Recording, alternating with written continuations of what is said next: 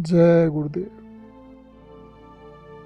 बहुत समय से ये ख्याल उठ रहा था कि परम पूज्य दादा गुरु महाराज के दिव्य और सादगी भरे जीवन के बारे में प्रेमियों से जिक्र किया जाए, किंतु यदि वे ही दया करें तब तो यह हो सकता है, अन्यथा यह संभव नहीं, क्योंकि संत तीसरे तिल से नीचे उतरते नहीं और इंसान अंतःकरण के मलिन घाट पर बैठा हुआ है। परम पूज्य दादा गुरु महाराज के दिव्य जीवन की महक को आप तक पहुंचाने की एक छोटी सी कोशिश उनकी और गुरु महाराज की दया से यहाँ की जा रही है। इससे जरूर सत्संगियों की परमार्थी वाकफियत बढ़ेगी। जय गुरुदेव। परम संत स्वामी विष्णु दयाल मिश्र जी महाराज का जन्म सन 1868 में ग्राम चिरोली, तहसील इगलास, जिला अलीगढ़, उत्तर प्रदेश में हुआ था। इनके पिता का नाम पंडित भोलानाथ मिश्र और माताजी का नाम पार्वती देवी था। इनकी जन्म जाति ब्राह्मण मिश्र कुल था। इनके छोटे भाई का नाम पंडित घूरेलाल जी मिश्र, जिन्हें दादा गुरु के नाम से सभी जानते हैं, था। इनके भीतर परमात्मा की चाहत, भक्ति का बीज भरा हुआ था। इन्होंने अपनी छोटी अवस्था से ही वेद, वेदांत, धार्मिक शास्त्रों का अध्ययन करना शुरू कर दिया था। पूरे गुरु की खोज में ये अपनी युवावस्था से ही लगे रहे और 25वें वर्ष में अपने घर चिरोली को छोड़कर गुरु की खोज में यहाँ वहां भ्रमण करने लगे। और आगरा में एक दिन इनको परम संत स्वामी गरीबदास जी महाराज का दर्शन हुआ। उनका दर्शन पाते ही इनके भीतर इतना प्रेम उमड़ा कि उन्हें गुरु मानकर हृदय से उनके प्रति समर्पित हो गए। और उसी वर्ष श्रावण शुक्ल पंचमी दिन मंगलवार इनको स्वामी गरीबदास जी महाराज ने नामदान उपदेश दिया। ऐसा अलौकिक धन पाकर ये धन्य हो गए और तब से ये गुरु सेवा में ही लगे रहे। दिन रात साधन सेवा इसी में लिप्त रहे और कुछ वर्षों में ही गुरु कृपा से संत गति को प्राप्त कर पूर्ण संत हो गए। ये अपने गुरु महाराज के चरणों की सेवा में ही आगरे में उनके साथ ही रहने लगे और उनके साथ अनेक धार्मिक तपोभूमियों में भी गए। स्वामी बाग आगरा में जहां वे उन दिनों रहते तो हाथरस वाले स्वामी जी का ग्रंथ घट रामायण तथा रत्न सागर शब्दावली का इन्होंने शुद्ध अनुवाद किया तथा उसको अपने गुरु महाराज को दिखलाया। उसको देखकर गुरु महाराज बहुत प्रसन्न हुए और इनको आदेश दिया कि जाओ घर जाओ, तुम्हारी भक्ति पूर्ण हुई और जीवों को चेता कर राधा स्वामी के चरणों में पहुंचाओ। गुरु की आज्ञा पाकर ये आगरा से आकर पहले अलीगढ़ में रहे। वहां लोग इकट्ठा होते थे और इनकी मौजूदगी में साधन भजन किया करते थे। अपने निज धाम जाने के 3 वर्ष पूर्व से इन्होंने यहाँ सत्संग करना बंद कर दिया था। इनके निज धाम जाने के बाद इनकी पत्नी का देहांत हुआ। इनसे इनके छोटे भाई और शिष्य स्वामी घूरेलाल जी मिश्र जी महाराज ने एक बार पूछा कि महाराज, यहाँ जो सत्संग होता है उसका क्या होगा? तो वे कहे कि डूब जाएगा।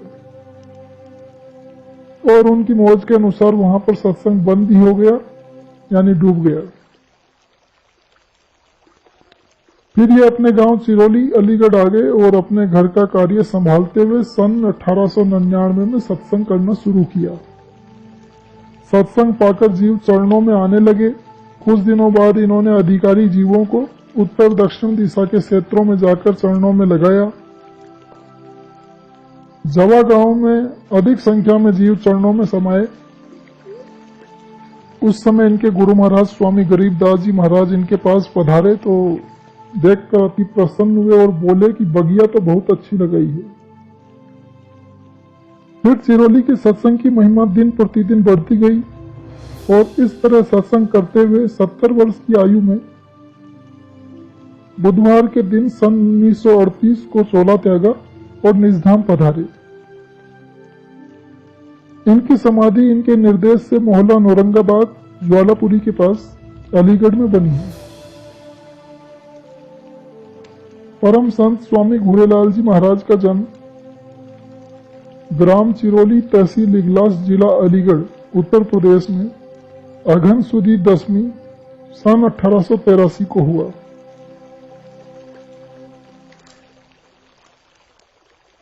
इनके पिताजी का देहांत तो बचपन में ही हो गया था। उसके बाद घर की व्यवस्था बड़े भाई स्वामी विष्णुदयाल जी मिश्र जी महाराज ही करते रहे। माताजी अपने दोनों पुत्रों विष्णुदयाल जी और घूरेलाल जी दोनों की परवरिश करती रही। बड़े पुत्र विष्णुदयाल जी यानी परदादा गुरु महाराज जब 25 वर्ष के हो गए तो वे गुरु की खोज में घर छोड़कर चले ही गए थे। बहुत दिनों तक जब पता नहीं चला कि वे कहाँ हैं तो बाद में पता चला कि वे आगरा शहर में अपने गुरु के साथ रह रहे हैं। तो माताजी अपने छोटे पुत्र घूरेलाल जी को भी साथ लेकर, जो उस समय 10 वर्ष के थे, स्वामी बाग आगरा पहुंची। और जब उन्होंने देखा कि उनका बड़ा पुत्र अपने गुरु स्वामी गरीबदास जी महाराज के साथ है तो उन्हें बहुत प्रसन्नता हुई और वे भी भक्ति में वहीं रहने लगी। और धीरे धीरे वहां रहते हुए तीनों माता पुत्र को 5 वर्ष गुजर गए। स्वामी गरीबदास जी महाराज ने देखा कि घूरेलाल जी में भक्ति का बीज बहुत विशाल है तो वे इनको छोटे बच्चे की तरह इनकी उंगली पकड़कर इन्हें घुमाते रहे और अपने साथ इन्हें बाहर भी ले जाते रहे। इनके अंदर उन्होंने अपनी संकल्प शक्ति को भरा और कहा कि यह लड़का स्वामी शिवदयाल सिंह जी का काम करेगा। घूरेलाल जी ने उनसे नामदान प्राप्त करने के लिए प्रार्थना की तो उन्होंने इनके बड़े भाई स्वामी विष्णुदयाल जी महाराज को, जो संत गति को प्राप्त कर चुके थे, उन्हें आदेश दिया कि अब अपने घर चिरोली चले जाओ और इन्हें उपदेश नामदान दे दें तथा इनका नाम राधा स्वामी जी के प्रेमियों में लिखा दें। उनकी आज्ञा को सिरोधार्य करके ये अपनी माताजी को लेकर अपने बड़े भाई के साथ आगरा से चिरोली चले आए और अपने बड़े भाई स्वामी विष्णुदयाल जी से नामदान पाया। तब से वे अपने बड़े भाई को अपना परम पूज्य गुरु ही मानते रहे और उनके साथ बड़े अदब से पेश आते, उनसे सदा डरते रहते थे, सामने खड़े होने में भी हिम्मत नहीं करते थे और सदैव उनकी आज्ञा पालन में लगे रहते थे। घर लौटकर आने के बाद 18 वर्ष की अवस्था में घूरेलाल जी महाराज का विवाह पंडित चुन्नीलाल जी शर्मा की इकलौती पुत्री के साथ संपन्न हुआ। विवाह के 3 वर्ष उपरांत इनसे एक पुत्र रत्न प्राप्त हुआ जो केवल 5 वर्ष की अवस्था में इस नश्वर शरीर को छोड़कर चला गया। माताजी अपने बालक के लिए अक्सर रोया करती थी तो एक दिन इन्होंने समझाते हुए कहा कि क्या रोती हो, वह फिर तुम्हारे पास आएगा। और बाद में ऐसा ही हुआ। परम पूज्य बाबा जय गुरुदेव जी महाराज, जिनकी छत्र छाया में आज आप हम सब लोग बैठे हैं, गुरु की खोज में भ्रमण करते हुए जब कश्मीर पहुंचे, बहुत तलाश कर चुके थे, सब मतांतर के बाबा और महात्माओं के पास रहकर देख लिया कि असली दौलत कहीं नहीं है, तो बड़े निराश हुए। इसी निराशा में एक दिन मालिक के न मिलने की विरह में एक पहाड़ी की चट्टान पर बैठे हुए रोते थे और विचार में थे कि अब इस शरीर का अंत कर लेना चाहिए, कि ध्यान मग्न हो गए। तो देखते हैं एक महात्मा जी उनके सामने खड़े हैं और कुछ आदेश कर रहे हैं। यह देख वे फिर से जोश में भर गए और आदेशानुसार वापस लौट पड़े। और बाद में जब दादा गुरु महाराज का दर्शन किया तो दर्शन पाते ही प्रसन्नता और बहुत दिनों के वियोग के कारण अश्रुधारा बह चली और देखा कि ये तो वही महात्मा जी हैं। सोचने लगे कि गुरु कितनी संभाल करते हैं, किस प्रकार कश्मीर में दर्शन देकर आदेश दिए और अब अपने चरणों में बुला लिए। गदगद कंठ अवरुद्ध हो गया, रोते हुए चरणों में लिपट गए। दादा गुरु महाराज बड़े ही मीठे और मधुर स्वर में बोले, अब रोते क्यों हो बेटा, अब तो आ गए ना। और माताजी को बुलाकर कहा, लो यह तुम्हारा बिछड़ा हुआ वही पहला पुत्र है जिसके लिए तुम अक्सर रोती रहती थी। और फिर नामदान दिया। स्वामी गरीबदास जी महाराज के आदेशानुसार अपने बड़े भाई से गुरु उपदेश लेकर दादा गुरु महाराज ने जिस प्रीत प्रतीत सेवा और भक्ति का आदर्श दिखाया वह एक साधारण व्यक्ति के लिए असंभव है। दादा गुरु महाराज अपने गुरु स्वरूप बड़े भाई साहब से इतना भय करते थे कि उनके सामने वे एकाएक नहीं जाया करते थे। घर के काम में चाहे जितनी हानि हो जाए, लेकिन जब कभी वे उन्हें बुलाते तो वे तुरंत डरते हुए बड़े अदब के साथ उनके सामने जाते थे और जो आज्ञा होती थी उसे फौरन पूरा करने के प्रयास में लग जाते थे। जो कुछ पैसे बड़े भाई उन्हें देते थे उसी में पूरे परिवार के खर्च की व्यवस्था करते थे। अपने भोजन, वस्त्र, इन सब का उन्हें कभी ध्यान भी नहीं रहता था।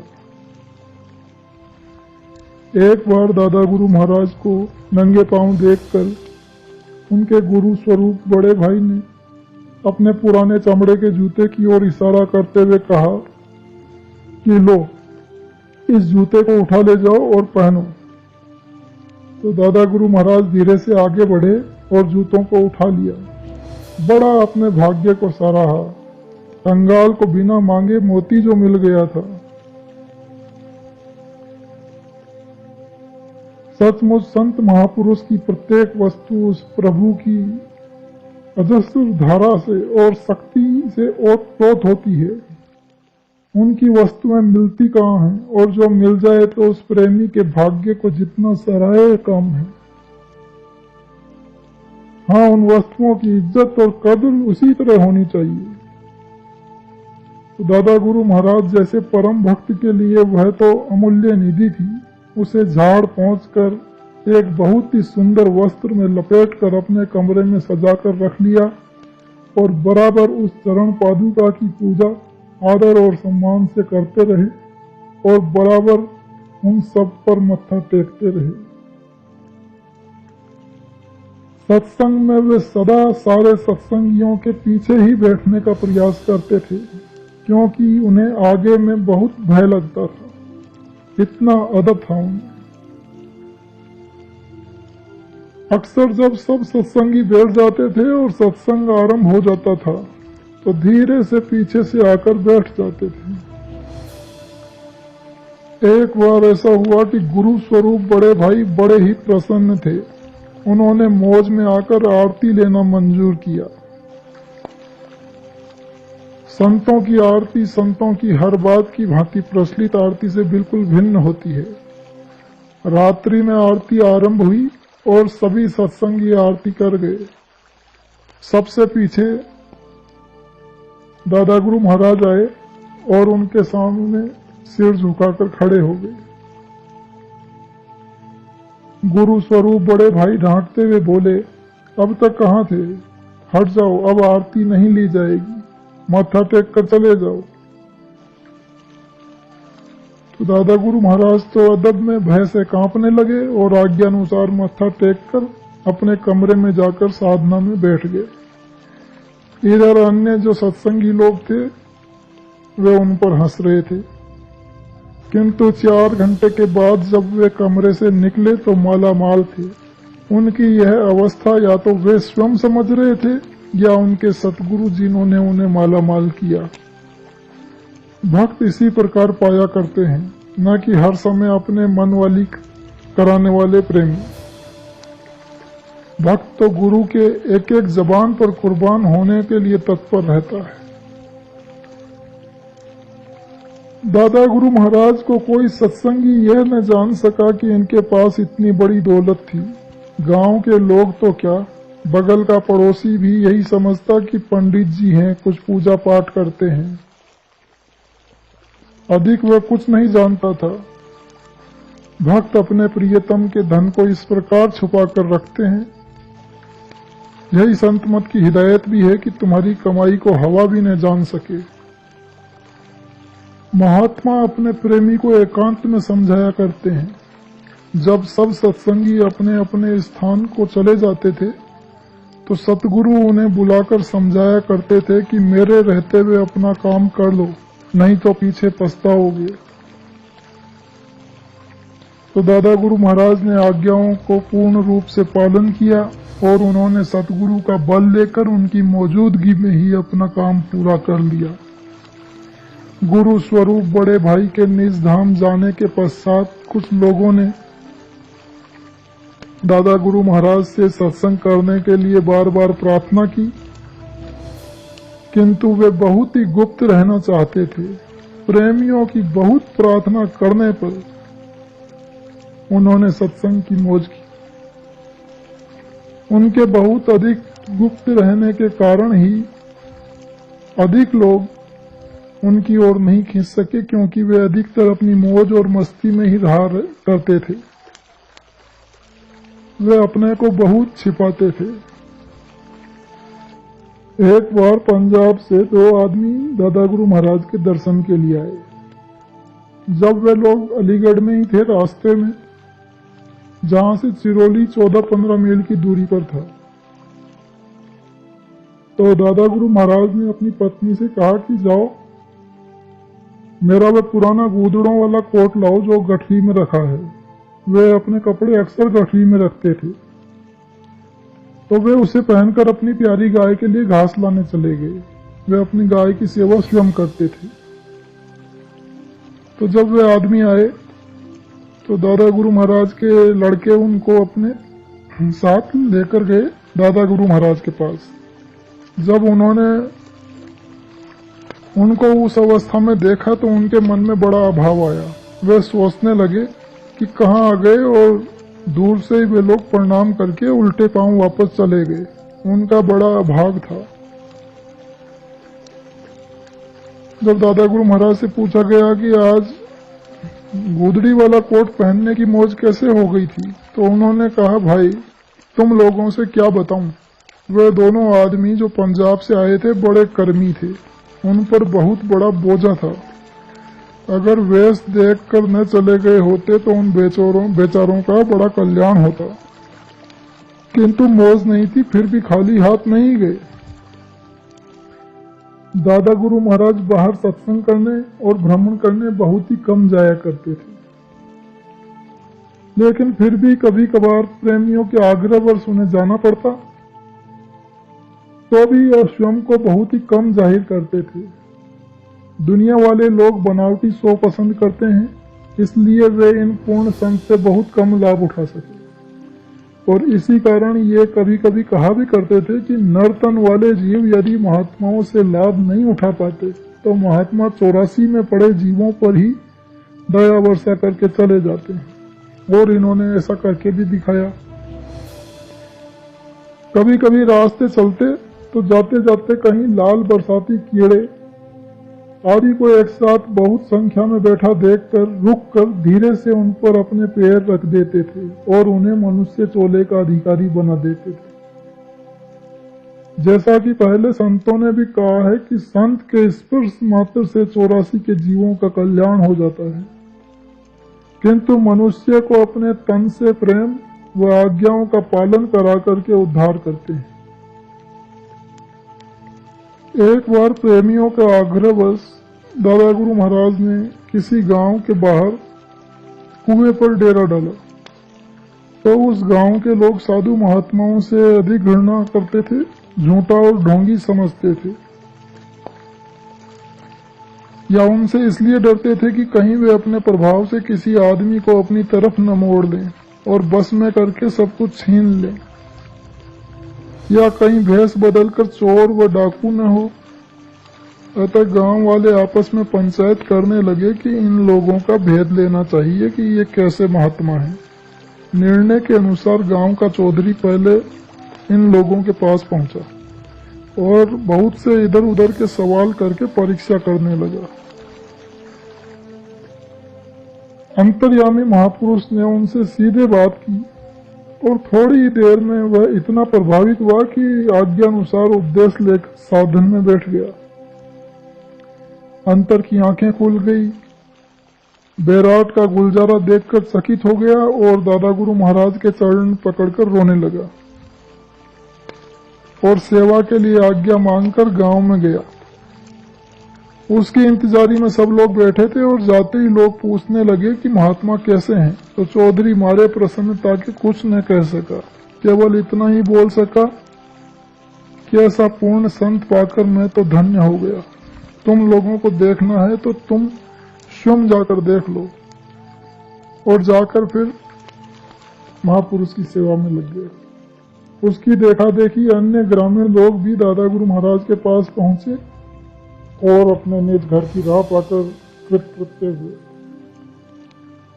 पूज्य दादा गुरु जी पैदल ही अधिकतर यात्रा करना पसंद करते थे। एक बार प्रेमियों के बहुत आग्रहवश ट्रेन से सफर करना मंजूर किए और जिस डिब्बे में सत्संगियों सहित पधारे उसमें अगले किसी स्टेशन पर बहुत बड़ी आदमियों की जमात सवार हो गई, जिनके साथ बहुत अधिक सामान था। लोग अंधाधुंध सामान लाद दिए और जलती हुई लालटेन रजाई में बिछोने के नीचे गिर गई। गाड़ी सीटी देकर चल दी। कुछ दूर जाने के बाद कुछ धुआं मालूम हुआ और देखते देखते डब्बा धुएं से भर गया। किंतु संत अपने प्रेमियों को केवल भय दिखाकर बड़े से बड़े खतरे से बचा लेते हैं। इसलिए दादा गुरुजी की ऐसी मौज हुई कि गाड़ी अपने आप अकारण ही रुक गई। लोग डब्बे से बाहर कूदकर निकल गए। सामान उतारा जाने लगा। शोरगुल देखकर गार्ड भी आ गया। देखा कि रजाई के नीचे लालटेन चकनाचूर हो गई, मगर बत्ती अब भी जल रही थी। यह देखकर लोगों को बहुत आश्चर्य हुआ कि गाड़ी अनायास बिना जंजीर खींचे रुक गई। गार्ड ने कहा कि इस डिब्बे में कोई संत महात्मा बैठा है, जिसकी कृपा दृष्टि से यह कार्य हुआ है और लोगों की जान बच गई। लोग उस संत महापुरुष के प्रति बहुत आभारी हुए। पूज्य दादा गुरुजी स्वयं को बहुत छिपाते थे और उनके बाहरी खेलों को देखकर बुद्धिवादियों पर भ्रम का भूत सवार था। कभी कभी मौज में आकर बच्चों के साथ बच्चे बनकर खेलते, मक्के की खुकड़ी की गाड़ी बनाते थे और उसे दरवाजे पर खींचते हुए आवाज लगाते थे, चलो भाई गाड़ी पर कौन सवार होगा, गाड़ी तैयार है। बस उधर से लड़के दौड़ पड़ते थे। एक ने उस गाड़ी पर पैर रख दिया तो गाड़ी टूट गई। तो दादा गुरुजी फौरन डांटते, अपने गांव की बोली में कहते,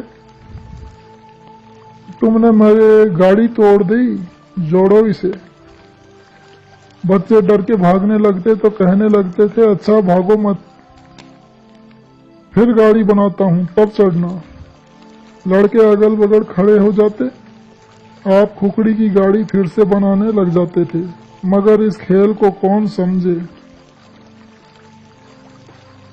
दयाल संत सतगुरु बच्चों की नादानी पर ध्यान नहीं देते थे। भले ही उनको सचेत करने के लिए थोड़ी फटकार दें, किंतु सदैव अपने प्यारों की नादानी से टूटी हुई अमर पद की गाड़ी को ठीक ठीक रूप में सामने खड़ा करते रहते। भक्त सावधानी से सवार होकर अपने घर पहुंचता है और दूसरे देखते ही रह जाते हैं। एक बार आगरे के स्वामी बाग में राधा स्वामी जी महाराज के भंडारे के अवसर पर दादा गुरुजी महाराज अपने कुछ सत्संगियों के साथ पधारे। बड़ी भीड़ थी। दादा गुरु महाराज बीड़ी पिया करते थे, तो वे एक बगल बैठकर बीड़ी पी रहे थे। तो उनके एक सत्संगी प्रेमी से स्वामी बाग के एक सत्संगी ने परमार्थ विषय कुछ बातचीत की। तो उसने स्वामी दादा गुरु महाराज के प्रेमी से पूछा कि तुम कहाँ के उपदेशी हो, तुम्हारा गुरु कौन है। तो प्रेमी ने दादा गुरु महाराज की तरफ इशारा किया। तो स्वामी बाग का सत्संगी बोला कि कौन, वह जो बीड़ी पी रहे हैं। तो प्रेमी ने उस सत्संगी के तीखे व्यंग्य को भांप लिया और प्रश्न के अनुसार उचित उत्तर दे दिया, जिसे सुनकर वह सत्संगी उबल पड़ा और वहां एक बड़ी भीड़ इकट्ठा हो गई। तो दादा गुरु महाराज उस मौके पर फौरन पहुंचे और दोनों के बीच खड़े होकर स्वामी बाग के सत्संगियों से पूछने लगे, कहो भाई क्या बात है। एक बोल उठा, आपको बीड़ी पीते देखकर इन्होंने कुछ ऐसे शब्द कहे जिससे घृणा प्रकट होती थी और जिसे गुरुमुख प्रेमी कभी सहन नहीं कर सकता। पूज्य दादा गुरुजी फौरन शीतल शब्द में उस सत्संगी से बोल उठे, अरे भाई इसमें कौन सी बात थी, मैं तो देखो नन्ही सी बीड़ी पीता हूं। स्वामी शिवदयाल जी महाराज सटक पिया करते थे। बीड़ी तंबाकू पीने न पीने से महात्माओं की परख नहीं हुआ करती। यह सुन सब लोग चुपचाप अपनी अपनी जगह चले गए। पूज्य दादा गुरुजी अपनी गाय के लिए घास खोदने स्वयं जाया करते थे। खेतों में जब वे घास खोदने बैठते तो उनके कंधे और शरीर पर यहाँ वहाँ चिड़ियाएं आकर बैठ जाया करती थी और तब तक नहीं उठती थी जब तक कि वे अपना शरीर हिला न दें। और जब बार बार वे आकर बैठती तो वे कहते कि भाई मुझे अपना काम करने दो। अपनी गाय के लिए वे स्वयं कहा करते थे कि अब की बार इस तन से निकलकर मनुष्य चोले में चली जाएगी और संपन्न परिवार में जन्म लेकर भक्ति करके अपने घर पहुंचेगी। कहा जाता है कि वह गाय दादा गुरुजी के शरीर छोड़ने पर जहां उनकी चिता जल रही थी वहां रस्सी तुड़ाकर इतने वेग से पहुंची कि मानो चिता में कूद पड़ेगी। लोगों ने पकड़ लिया। उनके जाने के थोड़े ही दिन बाद उसका भी शरीर छूट गया। एक बार का जिक्र है, दादा गुरुजी घास खोदकर किसी कपड़े पर रखे हुए थे तो उसमें एक सांप भी आ बैठा। उन्होंने उसे देखा मगर बोले कुछ नहीं। जब घर चलने लगे तो घास के गट्ठर में सांप को भी घर ले आए। तो उनका एक लड़का जब घास का गट्ठर खोलने को आगे बढ़ा तो उन्होंने उससे कहा, जरा संभाल कर घास खोलना, उसमें एक सांप जी बैठे हुए हैं। लड़के ने गट्ठर खोल दिया, सांप जी कहीं चले गए। कैसे कुदरत की 84 में पड़े जीव तक पहचान लिए उन महापुरुष को, और वाह इंसान तूने ऐसे महापुरुषों को पहचाना तक नहीं और न ही कद्र की। साधारण मनुष्यों की तो बात ही न्यारी है। उनके निकट संपर्क में रहने वाले उनके गुरु भाई तक उनको नहीं पहचान सके। गुरु स्वरूप बड़े भाई के शरीर त्याग के बाद उनकी ओर जुड़ने के बजाय लोगों ने ऐसे भाव उठाए कि दादा गुरु महाराज को कुछ दिनों तक सत्संग बंद रखना पड़ा और ऐसा प्रतीत होने लगा कि उदासीन भाव से ही वे चुपचाप चले जाएंगे। लेकिन गुरु भाई श्री प्यारेलाल जी पाठक इत्यादि के यहाँ इन्ने गिने सज्जनों के प्रयास से उन्होंने सत्संग जारी रखा। मगर गुरु स्थान जो अलीगढ़ शहर में था उससे एकदम अलग। अपने गांव चिरौली में ही पहले सत्संग शुरू किया और तब तक कहीं नहीं गए जब तक बाबा जय गुरुदेव जी महाराज चरणों में नहीं आ गए। जिस समय बाबा जय गुरुदेव जी महाराज साधन अवस्था में अपने गुरु महाराज के घर पर रहते थे, उसी समय की एक घटना है कि दादा गुरु महाराज अपने गांव में करीब 10 बिस्सा गन्ना बोए थे और गांव वाले उस गन्ने को चूसने में बहुत पसंद करते थे। इसलिए लोग उनकी अनुपस्थिति में उसी खेत का गन्ना तोड़ तोड़ कर चूसते थे। एक बार ऐसा हुआ कि बाबा जय गुरुदेव जी महाराज गन्ने के खेत में घुसकर ऊख के कुछ पेड़ों से लगकर साधन में बैठ गए और जब साधन से उठे तो देखा एक आदमी गन्ना तोड़ रहा था। तो उन्होंने उसे आवाज दी तो वह गांव वाला डर के मारे बेहोश हो गया और वहीं गिर पड़ा। कुछ देर बाद उसे होश आया तो उन्होंने चोर को पकड़कर दादा गुरु महाराज के पास लाकर कहा कि स्वामी जी यह चोरी से गन्ना तोड़ रहा था। तो दादा गुरुजी ने बड़े ही मीठे स्वर में समझाते हुए कहा कि अरे भाई, बादशाहों का धन लोग सदा से लूटते रहे, लूटने दो। स्वामी जी तो बादशाह हैं, उन्हीं का तो है। और उसे प्रेम से जाने को कहा। वो गन्ना तोड़ने वाला आदमी तो बड़ा शर्मिंदा हुआ और दादा गुरुजी से माफी मांगने लगा। जब गन्ने से गुड़ निकाला गया तो दादा गुरुजी के 10 हिस्से से तो करीब 10 मन गुड़ निकला और उसके जिसने चोरी की थी उस गन्ना तोड़ने वाले व्यक्ति के 4 बीघे खेत से उसकी औसत से बहुत कम गुड़ निकला। तो गांव वालों को बहुत आश्चर्य हुआ। इसी प्रकार की बहुत सी उदारता, दयालुता और क्षमा के भावों को देखकर लोगों को विश्वास हो गया था कि पंडित जी केवल पंडित ही नहीं, एक सिद्ध पुरुष हैं। अतः ग्राम के ही किसी आदमी ने उनसे प्रार्थना की कि महाराज, मेरे कोई पुत्र नहीं है जिससे हम लोग दुखी रहते हैं। आप समर्थ हैं, आपसे केवल यही भीख मांगता हूं कि आप अपनी कृपा से एक पुत्र दे दीजिए। तो उन्होंने हंसते हुए कहा कि भाई, तुम्हें तो पुत्र मिल सकता है किंतु वो लड़का तुम्हारे पास रहेगा नहीं। तो वो बोला कि कुछ भी हो किंतु लड़का हो जाने से हम लोगों को प्रसन्नता होगी। तो दादा गुरुजी चुप हो गए और उस आदमी को बाद में पुत्र लाभ हुआ। लेकिन कुछ दिनों के बाद फिर वह न जाने कहां चला गया। इस तरह से दादा गुरुजी की वाणी सत्य सिद्ध हुई। दादा गुरु महाराज के पिताजी की मुख्य आजीविका पंडिताई अर्थात पुरोहिती कर्म ही था।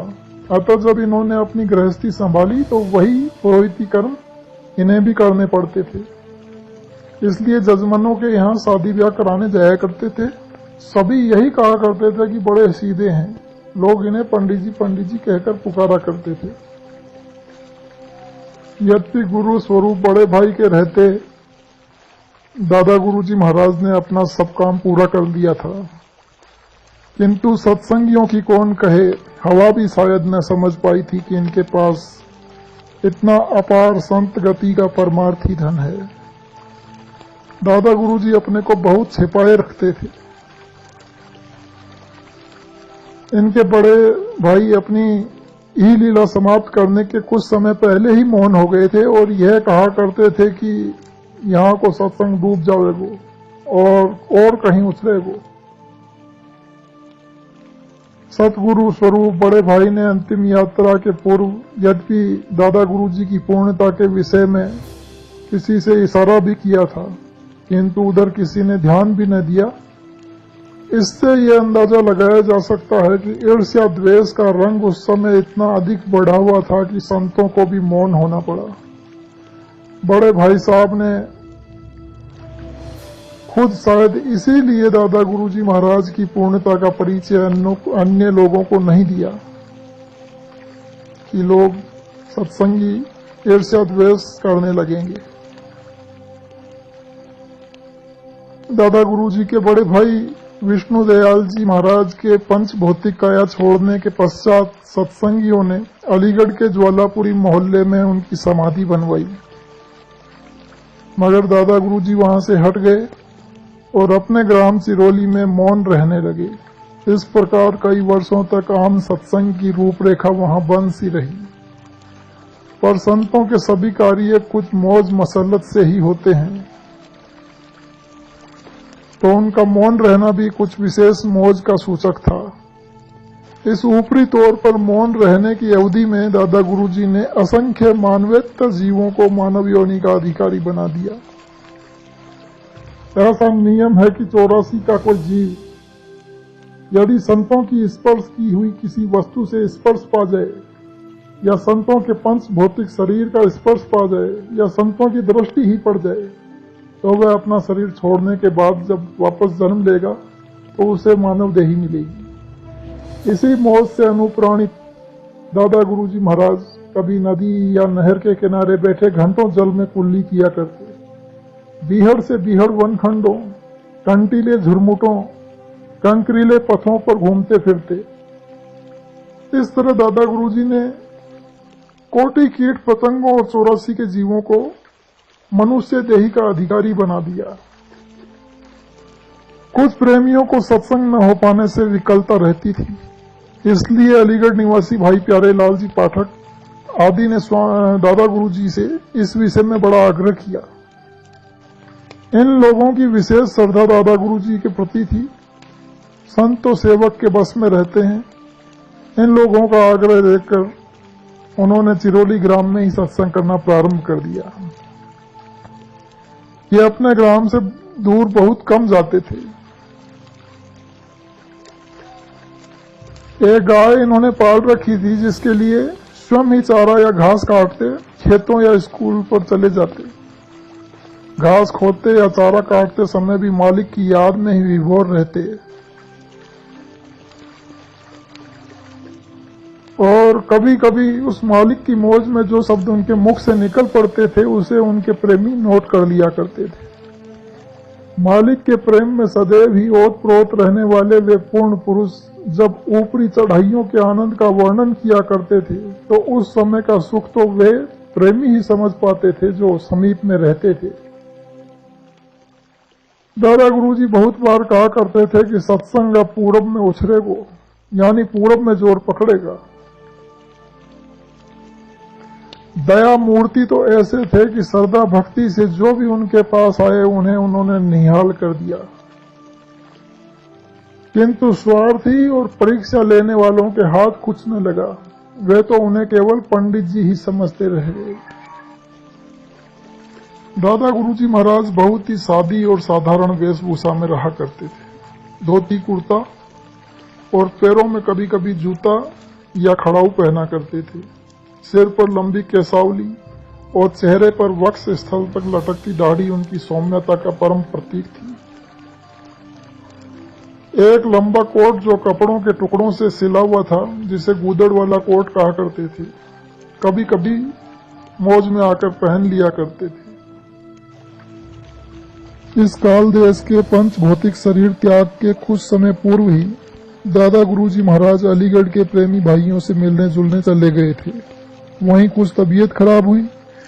भाई प्यारे लाल जी इत्यादि ने दवा कराने के बहाने कुछ दिन अलीगढ़ ठहरने की प्रार्थना की,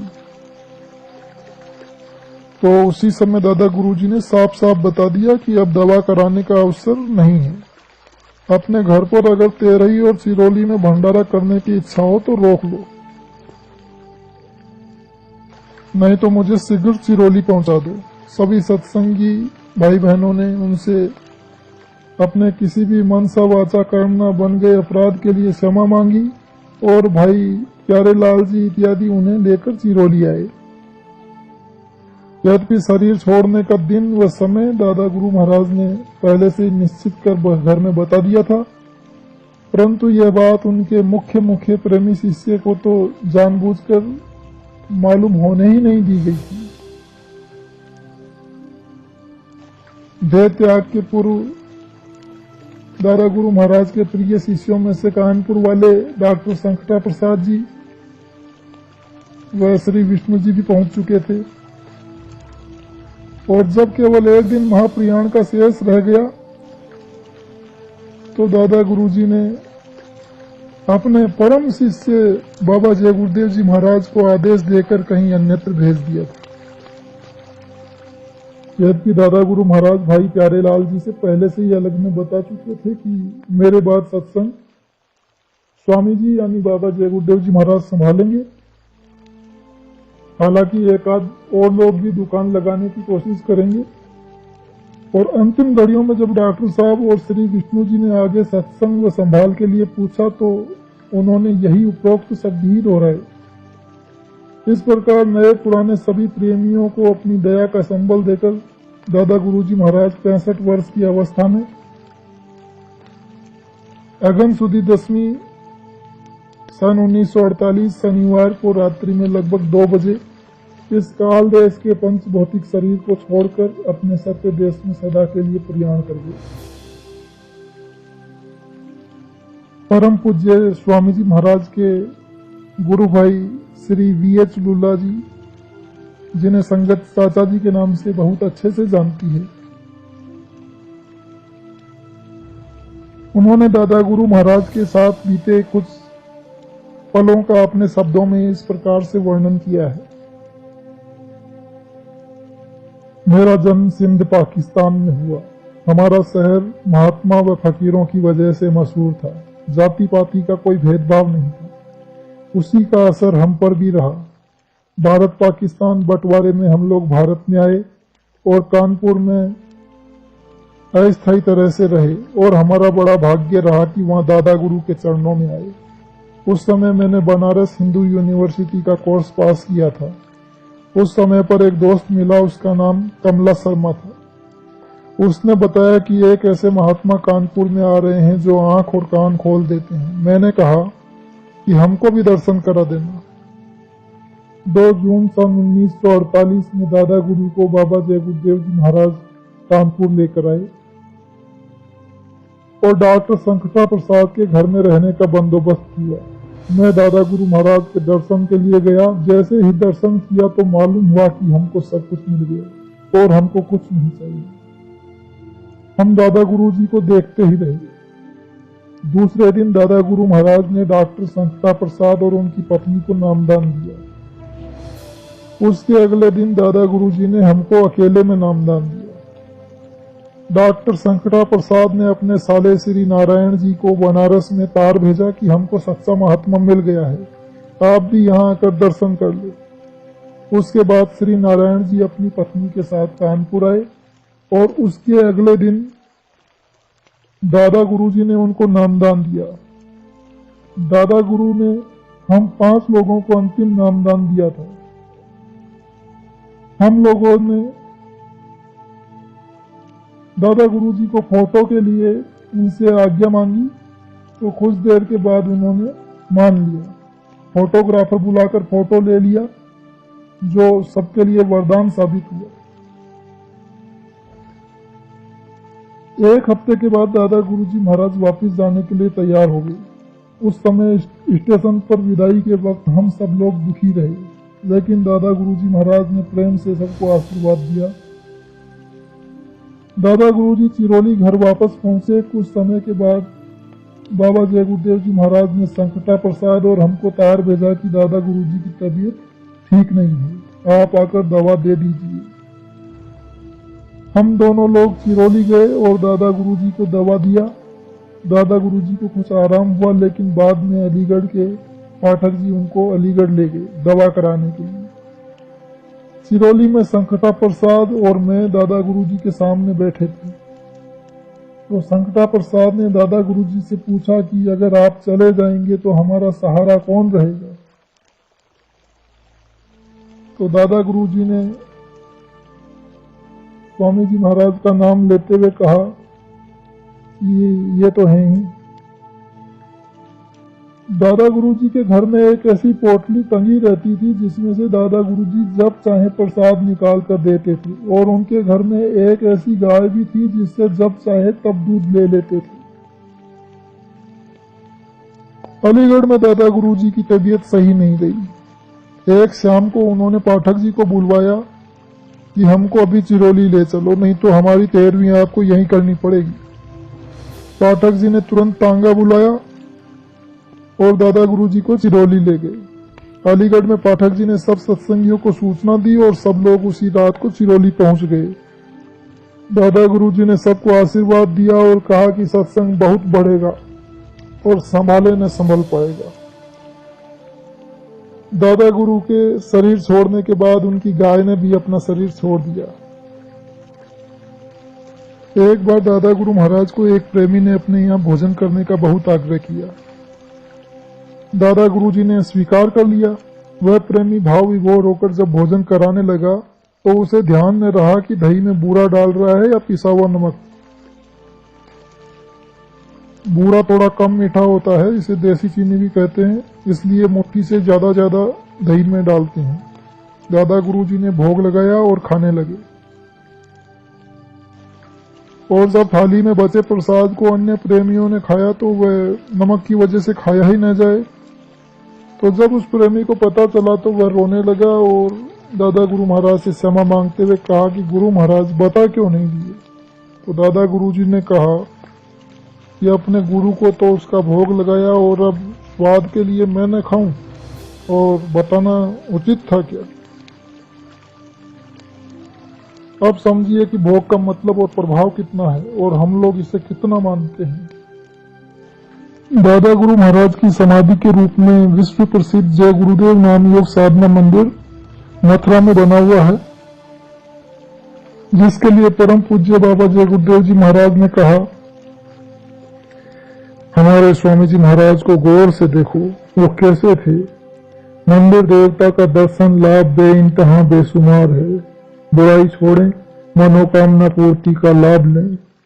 मंदिर का देवता निरंतर बरकत बांट रहा। इस मंदिर की मुंडेर से अगर पंछी भी उड़ा तो उसे मनुष्य शरीर मिल जाएगा। 84 कोस की यात्रा का जो फल मिलता है उससे कहीं ज्यादा लाभ मंदिर की एक परिक्रमा से मिलेगा। यहाँ कोई चढ़ावा नहीं। बाखुशी आओ, गुनाहों की माफी मांगो, मंदिर का देवता तेरी बाट जो रहा। गुरु की दया ले धाम अपने चलो, वहाँ कोई भय नहीं, कोई अभाव नहीं। यहाँ तो बूंद बराबर भी सुख नहीं, यहाँ सुख का सागर लहरें मार रहा। जय गुरुदेव।